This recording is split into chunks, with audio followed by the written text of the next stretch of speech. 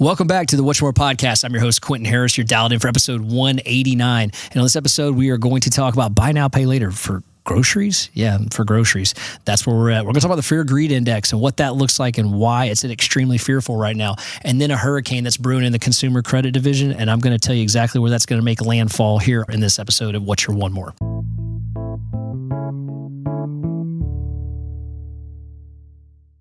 All right, so, hey, let's get started. Buy now, pay later, groceries, right? We all know that buy now, pay later is not a new thing. But for those that don't know what it means, let me explain. Companies like Zip and Affirm. So you go to checkout online. You go to make a purchase. Let's say it's a one item, right? Let's say it's a computer. Let's say it's a piece of clothing. You're buying something online, and they're going to have this option of, do you want to make 4 payments for this over a certain period of time? That's buy now, pay later. But never did I think that was going to show up in the grocery store.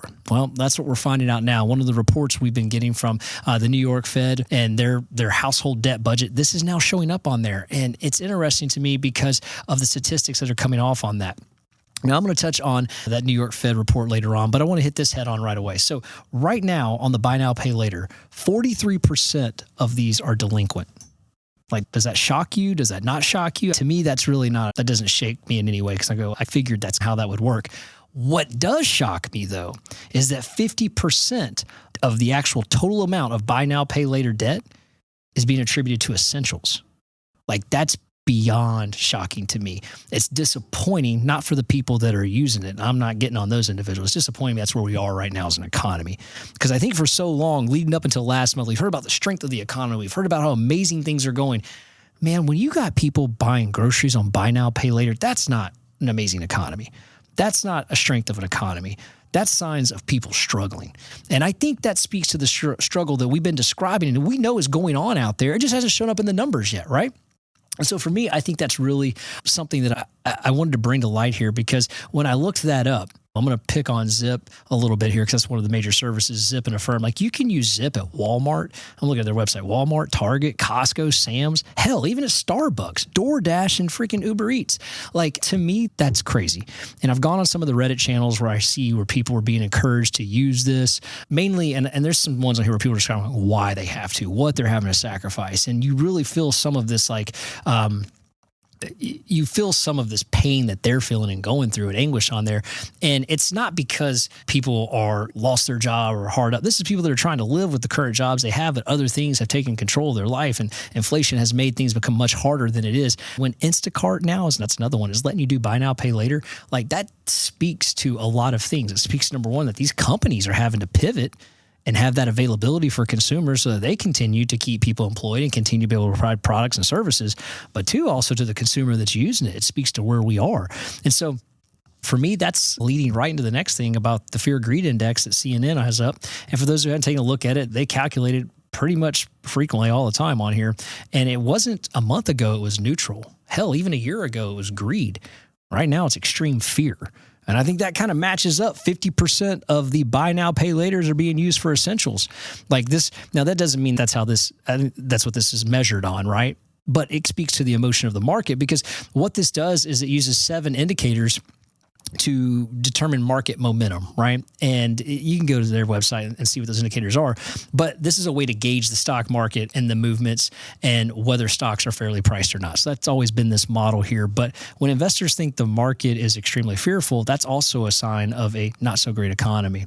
And I think if anything, Monday showed us how fragile and how maybe even propped up the equities market is based on one night of overtrading that happened in Japan, that carry, that absolutely could be a sign of a weakening economy as well. So I think there's something else going on out there, though. And it goes with the buy now, pay later. I feel like there's this hurricane out there in the Atlantic Ocean. And I feel like we've been talking about it for quite some time. Matter of fact, when we first started talking about it, it may have just been a storm, right? And to give Jamie Dimon his credit, a year and a half ago, he said, hey, listen, there's a storm brewing in the consumer credit market. And I agree with him. About 6 months ago, I would have upgraded that to a tropical depression. And right about now, I'd say it's about a Category 3 hurricane about to make landfall. And I think it's going to make landfall in the credit card sector of the consumer credit division. And when you look at consumer credit, it's really made up of all types of loans. And the New York Fed does a wonderful job of providing a quarterly report on this sector, if you may. And you can get this whole PDF off of their website. It'll also be in our YouTube channel at What's Your One More with the number one in the show notes. But there's some graphs. I think it's like a 16-page document. There's about 5 particular graphs on this, though, that I'm going to talk about on this show that kind of make me go, oh, there's the category 3, and here's where it's coming. And so one of the things I want to start with is let's start with the types of basically consumer debt. We've got mortgages in 2 forms, right? You've got mortgage and home equity lines. You've got credit cards, you've got auto debts, and you've got student loan. So those are like the recipe of consumer credit division. I think the landfall is going to be in the credit card sector. And you may be saying, okay, why? Well, if you've been listening to this show, it's something we've been forecasting for quite some time. This one is now starting to really get a little ugly. And I kind of want to break that down here. So let's start with this first graph I'm going to talk about. And if you're listening to this in the car, I'm going to try to make it so visual that you can see it while you're driving. But if for whatever reason you can't, go to our YouTube channel at What's Your One More, subscribe, get these graphs on there. It really does pop off the screen when you take a look at it. And my producer, Charlie, will pull it up here as we're talking. But the number of accounts by loan type, right? So when we look at the number of accounts, they're measuring, hey, how many actual accounts are there for credit cards? Accounts are there for mortgages, auto loans, home equity loans? Now, I would expect there to be less home equity loans than any other account because there can only be so many second mortgages, if you may. And then the second one to that would be mortgages, right? Because I would expect if the average household probably has 2 cars, right? So that means 2 auto loans. So there should be more auto loans than mortgages. But the credit cards, that one is exuberantly high. And it's been on a trend that's been going at a trajectory upward. It's not even like plateauing then going up. It's just straight up. It's almost like a trend line of a rocket just going. Meaning that more credit cards are being opened and opened and opened. And we saw it on the last report, the amount of applications that are being submitted each quarter for the amount of credit cards. Now, the approval rate is lower than it traditionally has been, which means they're actually denying more applications than they're approving.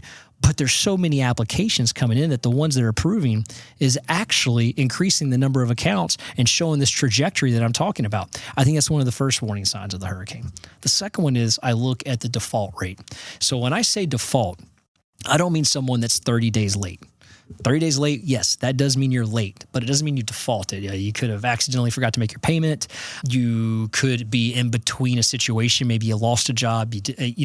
Anything could happen there on a 30 and even a 60-day. While both of these will show up on your credit report, that's not necessarily a delinquency status that's alarming, right? This 90 days plus, that's the alarming one. And in all those categories, it's alarming. Well, think about it. If you're 9 days plus on your mortgage, you're probably heading into this foreclosure or forbearance type legal situation. If you're 90 days plus on your automobile, you've got the repo person coming around the corner taking the car, right? On student loans, if you're 9 days plus late, well, that's going to be extremely detrimental to your credit report, and it has a recourse that will affect you later on with any other government loan you're trying to get, including a mortgage. Well, on a credit card, if you're late, and you go 90 days, there's a warning sign that you may not pay the damn thing back. Like you may just be like, I'm done. And you don't have to pick up the phone and call the credit company and say, hey, I'm done. You just don't make the payment and they figure it out, right? And yes, while they may try some form of collection, if you don't pay it, you don't pay it, right? There's no recapturing the stuff that you bought on that credit card and getting that back, right? So that's a concerning sign. Well, okay, here's something that's else concerning. Right now, that's at almost 11%. It was at 13% in 2008 and 9. So for all the people online that want to argue with me that right now, real estate's like 2008, 2009. Okay, I look at the mortgage delinquency rate in 2009. That was just shy of 9%. I look at where it is today, it's less than 1. That's another major difference between 2008 and 2009 when it comes to real estate. Another thing that's a major difference on real estate than where it is now. And this is why I confidently say the Category 3 hurricane is going to land in the consumer credit division is one of these. I look at a report that came out last week from Adam. Now, for those who listen to the show, you know that I'm not a huge fan of Adam because they typically preach a lot of doom and gloom. And quite frankly, they've had some headlines that I think are very suspect, especially the one that was like, oh, foreclosures double. And you look at it and it went from like 0.2 to 0.4, wasn't even 1%. I thought that was a very misleading headline and clickbait. But in this particular headline, it was a positive one. And they used the rate data, but it literally got no type of hype. It's buried down. Well, here's the interesting thing in this I thought was interesting is in the last quarter, the same quarter of measurement, the amount of home ownership or the amount of homeowners that had a 50% or less loan to value on their home was 49.2. So essentially, half of the homeowners in America have a 50% loan to value or less. That's on record one of the first times that we've seen that. And that is a big segue. And that could be accredited to a couple of things. Number one, people paying down their mortgages. Number two, you're going to see that in the second quarter, home prices went up. That's something that other people want to argue with me online all the time and say, oh, that's not happening. You know, we're going to have one-offs. We're going to have pockets here and there. We're going to have people that essentially overlist their home because they can, because they're locked in. And they're like, screw it. If you don't want to pay this for it, I'm not selling it. We see that happen. But home prices went up, and you can't argue with that. Going back to this report from the New York Fed, in 2008, home prices were going down, not up. So we also didn't have an equity position. We did not have 50% of the homeowners at 50% or less on their loan to value in 2008. Vastly different real estate market in 2008, 9, 10 than where we are in Q2 of 2024 heading into Q3 of 2024. However, that credit card, that's the danger zone right there. That's the Top Gun danger zone when you take a look at it. And something else I want to point out here is there seems to be a growing trend of where these delinquencies are coming from. And I thought this was interesting because 40 and younger is where the majority of the delinquencies are coming from on the credit cards. That one caught me off guard a little bit. Auto loans, same thing. Auto loans, 40 and younger are leading the pack on the delinquency rates on auto loans. So by no means am I sitting here saying, hey, listen, if you're under the age of 40, you're the problem. That's not the case. I'm just saying that this is what the data points are suggesting right now. And I thought that was not shocking to me, but I didn't anticipate to see that on both sides of the things here. So just to kind of recap on here, credit cards. This is where the challenge is going to happen. More credit cards are being issued. More debt is being taken out.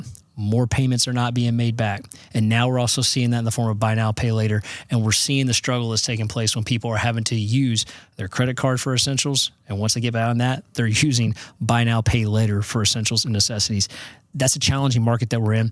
And I think all of this points towards the metrics that we saw come over last week on the jobs reports. And I think the unemployment rate at 4.3 is really interesting because when I look at that credit card debt in 2008 that I referred to earlier in the show, when it was almost at 13%, that made sense to me. And you might say, well, why did that make sense to you? Because of the market, the real estate? Yeah, it made sense to me because the unemployment rate at that time was 9%. And you had a lot of people that were down on their luck. Jobs were being crushed and taken away. We're at 4.3, more than half of that. And we have a very similar credit card delinquency debt rate right now. That's the troubling sign that I see on this. And I also see unemployment going up over the course of the next really 3 to 4 months as those numbers come in. And I think this delinquency rate is going to follow suit as well. So that's where I think the big trouble is, not in the real estate market. And for those that have credit card debt and have home ownership, you have equity if you choose to refinance when rates come down to offset and take care of a lot of the debt that you currently have out there. So we're going to stay tuned. We're going to see what's happening with these interest rates. These reports come out every quarter, but I do anticipate this refi boom wave to clean up a lot of this credit card mess that's out there. And I think we even see that in some of the uptick in applications. I think we saw that in the MBA index when refinance applications were up 16% last week and 59% year over year. So the refi numbers are definitely coming in, and just what little bit of dips we're having there, and we're starting to see more people take advantage of that and that debt consolidation take place as well. So guys, thanks for tuning in. If you like what you hear, please 5-star review this episode. Please leave us some comments on our YouTube channel, on Apple and Spotify where you listen to your podcast. Please leave us some comments, and as well as 5-star reviews. Greatly appreciate it. And guys, we'll be back in the next episode with What's Your One More. I got one more shot, I'm gonna make it. One more chance, I'm gonna take it. I meant it when I said it, now it's time for me to do it. I got one life to live, so